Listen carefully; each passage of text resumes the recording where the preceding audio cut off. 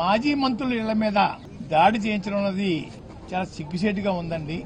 బహుశా దేశంలో ఎక్కడా కూడా ఇటువంటి దాడులు ఉండవండి. 2 దఫాలు కాపులు సహకారంతో 2 సార్లు ముఖ్యమంత్రి అయ్యారు. 2 సార్లు కూడా కాపుల్ని టార్గెట్ చేసి అవమానం పాలు చేస్తా ఉన్నారు. అంటే బానిసలుగా బతకాలని వారి అభిప్రాయం అనుకుంటానండి.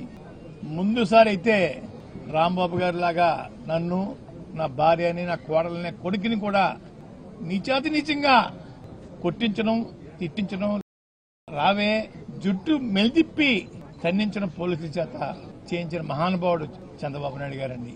ఈ రోజు ఇదే పరిస్థితి రాంబాబు గారు జరిగింది. నేను ముఖ్యమంత్రి గారిని ఒకటి కోరుకుంటున్నాను, అయ్యా ఈ రోజు కాకపోతే రేపైనా మాకు జరిగిన అవమానం లాంటిది మీ మేడం గారికి, మీకు, మీ కోడల గారికి, మీ అబ్బాయి గారికి జరిగితే మీ ఫీలింగ్స్ ఎలా ఉంటాయో చెప్పాలని నేను కోరుకుంటా ఉన్నానండి. మేము బానిసలు కాదండి అయ్యా, పాకిస్తాన్ నుంచో ఆఫ్ఘనిస్తాన్ నుంచో వలస రాలేదండి అయ్యా, ఇక్కడే పుట్టాం, ఇక్కడే పెరిగామండి. కానీ నీచాతి నీచంగా మమ్మల్ని చూడటం, బాధించడం బాధగా ఉందని ముఖ్యమంత్రి గారు.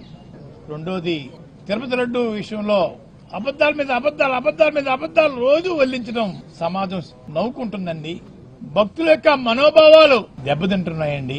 ఎన్నో రిపోర్టులు నెగిటివ్ గా వచ్చాయే, ఎక్కడా పాజిటివ్ గా లేదే. మాటికి గొడ్డు మాంసం అని, పంది మాంసం అని, చేప కొవ్వని, ఆవు కొవ్వని అబద్దాలు వల్లిస్తా ఉన్నారు. ఆపని ముఖ్యమంత్రి గారు. దేవుడి మీద భక్తి పోతా ఉంది. ప్రజలు ఇచ్చారు ఒకసారి అవకాశం, మళ్ళీ పోయింది, మళ్ళీ ఇచ్చారు. సద్వినియోగం చేసుకోండి ముఖ్యమంత్రి గారు, బాధించకండి.